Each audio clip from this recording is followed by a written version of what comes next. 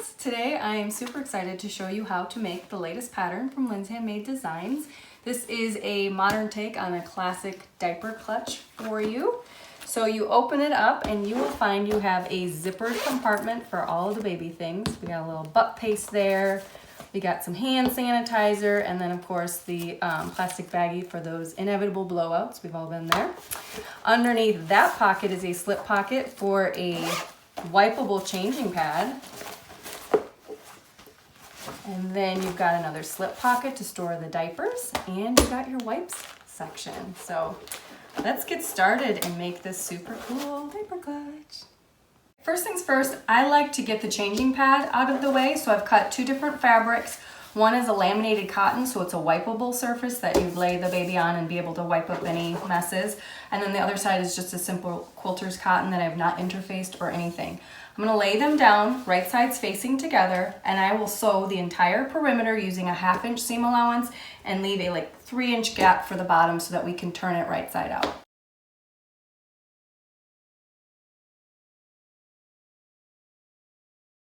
I've just trimmed all the seam allowances down to a 1/4 inch. I've notched the rounded parts, but I did not trim the turning hole.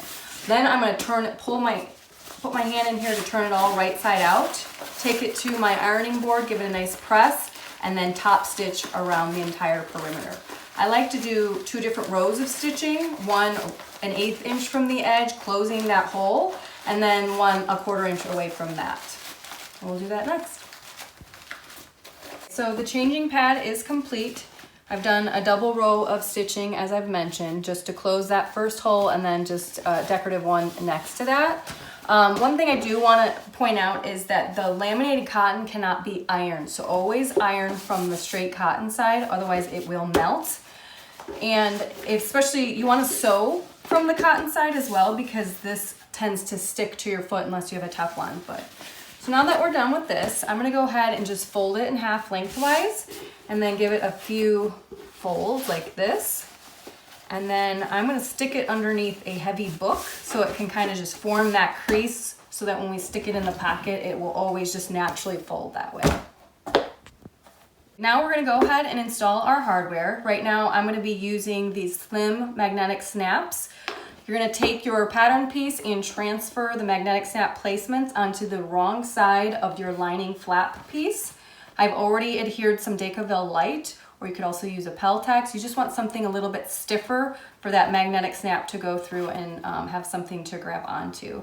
So I am taking the washer as my guide. I put it over that center mark. And then this, I just make markings with a pencil. That's where I'm going to cut with my seam ripper and install the prongs. So for the flap, I'm going to be using the male portion of the magnetic snap, and for the body of the clutch, I will be using the female portion of the snap, which has the hole. So same thing, I use the washer as the guide, and I'm going to go ahead and do that right now.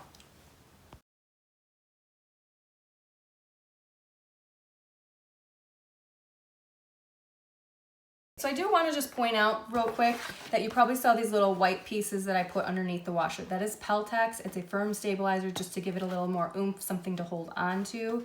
And then I push the prongs out. It's personal preference, really. Some people push them in, I push them out. I like a flatter profile. And then on this, I added masking tape just to kind of add more security there. I didn't add it here because this is a waxed canvas, hence why it looks the same on both sides here. This is also a really good time to make sure that your snaps line up, because you really don't want to move forward if they're not set right.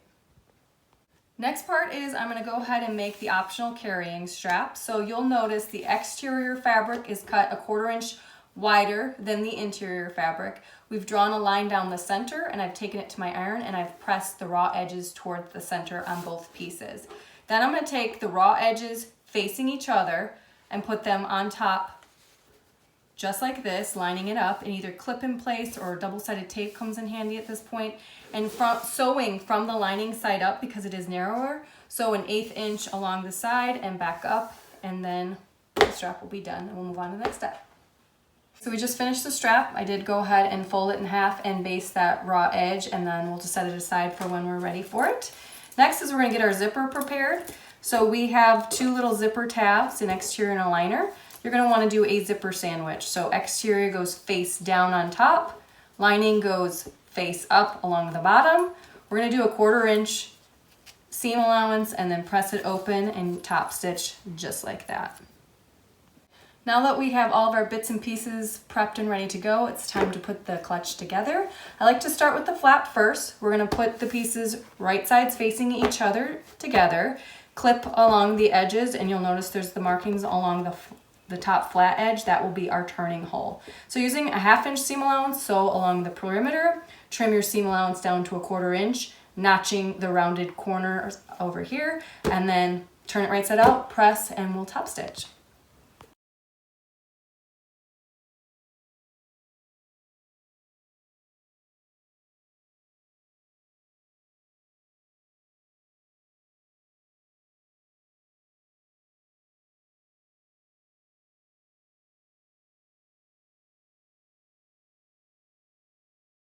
I have turned it, as you can see, and I top stitch an 1/8 inch and then a 1/4 inch from that along just the rounded part. I have left the top straight edge completely undone.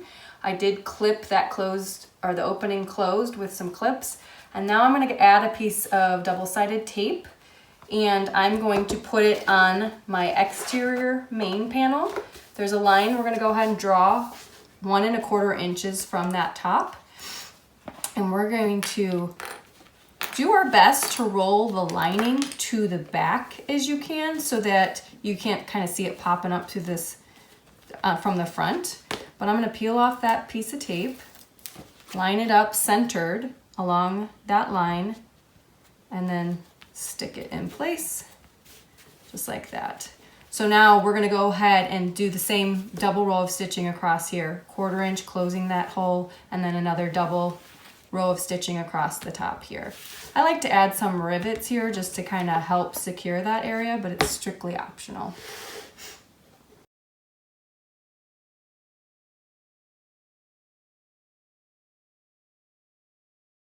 We're going to do the wipes slip pocket right now. You should have 2 of your rectangle pieces. One is just regular interfacing for the liner part, and then one has a little bit of the stiffer interfacing. This is the Decaville Light. So I'm going to take the little rectangle or the squares and fold them perfectly in half, and I'm going to do 2 rows of stitching on the folded edge for both of those, and then we'll lay them right sides on top of the Decaville piece and base those in place.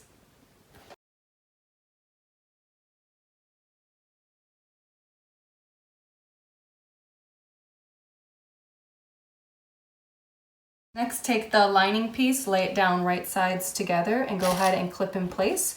We are going to sew this top edge using a 3/8 inch seam allowance, and then we're going to flip it over and press, and then do the 2 rows of top stitching again.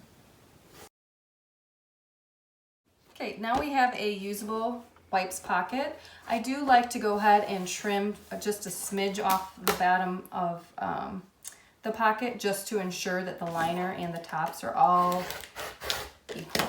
So once that part's done, we're going to go ahead and set it aside and work on our zipper pocket.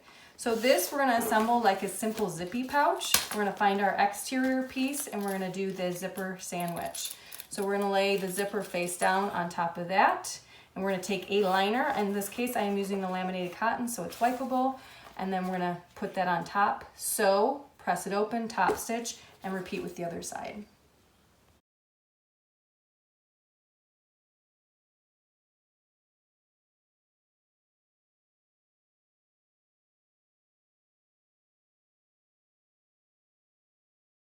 We've just installed the zipper, but we've not made it a zippy pouch yet. So we've got our wipeable liner, and then this is our top front and our liner. So now we're going to go ahead and crease the zippy tab perfectly in half and clip on both sides, perfectly in half and clip, and then proceed to just smooth it out and make sure all the corners and everything is lining up. You can also take this time to just even stuff up and trim it down if you need to be, so that all the edges line up.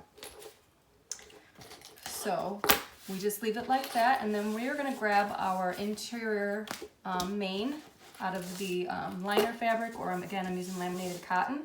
You'll see that these have rounded corners. We are gonna go ahead and wanna round this. So the bottom facing me is where I put the wipes pocket with the folded sewn edge towards the middle.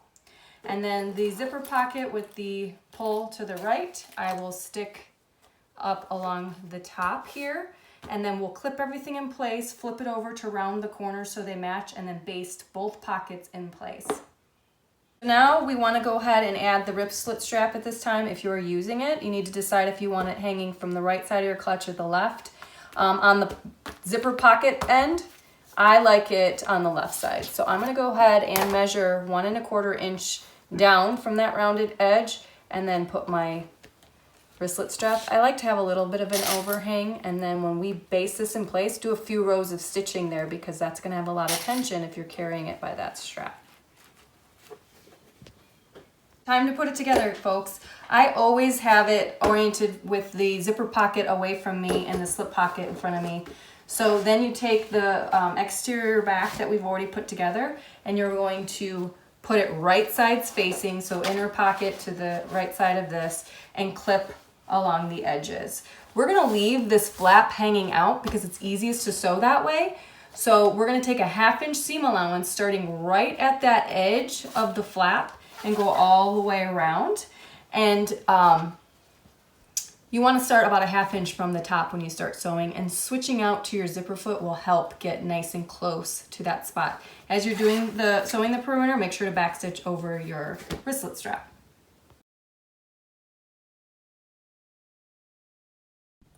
Now that I've sewn up the sides, it'll be easier to then tuck the flap in so we can sew the top part closed. But if you put the flap in first and then try and pin around it, you run the risk of actually catching your flap in your side seam, and then it's pretty irritating. So now we can go ahead and clip this closed and sew from here and leave a nice turning hole along the top right here. So I've trimmed down the seam allowance, I've notched my curves, and then I've left this hole for turning. Now I can go ahead and pull my flap out. And when you go to turn the clutch right side out, you're gonna want to reach your hand in and feel for the back of this and turn it right side out. Because if you go and you're feeling it against the liner, you're gonna flip your pockets wrong, and it's gonna look like, what the heck did they do? So make sure you're feeling this side and then push it through this hole.